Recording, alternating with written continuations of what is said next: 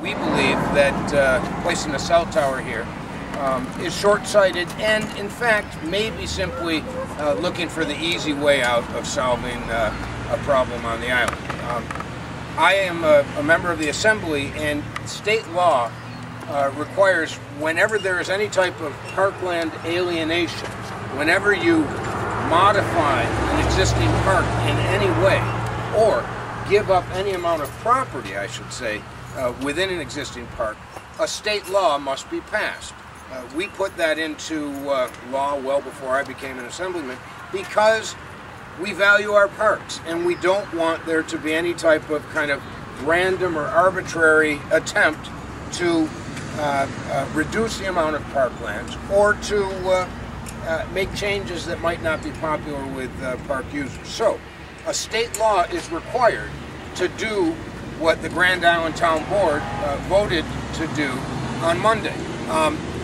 And it's an issue where the individual elected official or state legislator essentially has veto power because it impacts just one district, in this case the 144th district. I have said consistently since I met the individuals who have led the charge to stop this tower from being placed in Veterans Park that I will exercise that veto power.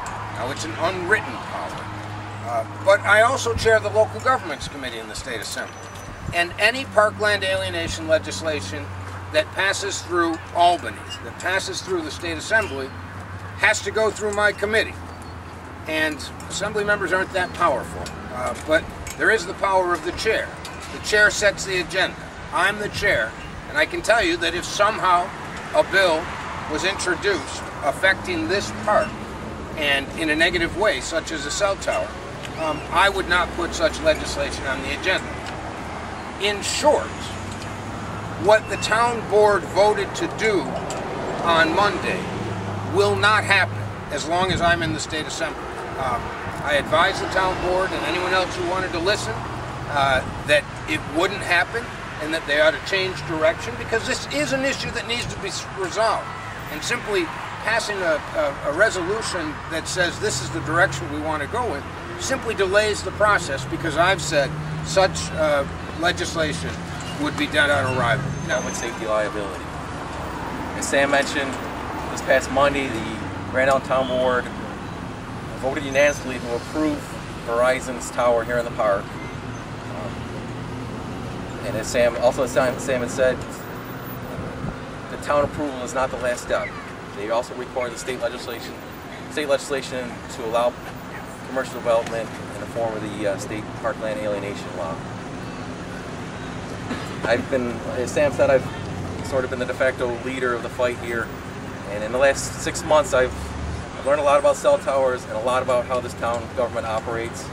And the hardest lesson I've learned is that I've come to realize the Grand Island Town Board would not make the tough decision and would settle for adequate coverage when there was still the opportunity for ideal coverage. Over 600 residents from all across the island have signed our petition saying no to the cell tower here in Veterans Park. And many of whom have joined me here today to support Sam. And on behalf of all 600 and everyone on the island who opposes the cell tower, I'd like to thank State Assemblyman Sam Hoyt for his steadfast dedication to protecting our magnificent park. Thank you, Sam. Thanks, Greg. First of all, again, there's universal agreement that we need to improve cell towers, both for safety reasons and otherwise.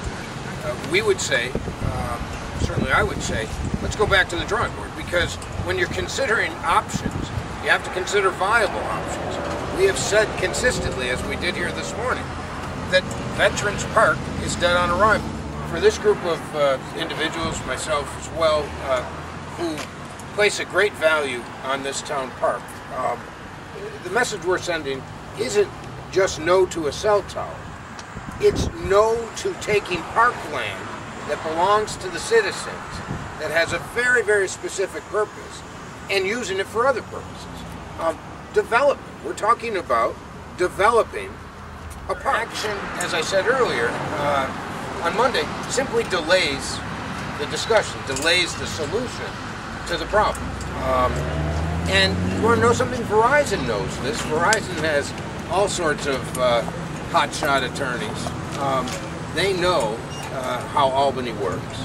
And so my assumption is that if nothing else, it delays finding a solution in the end.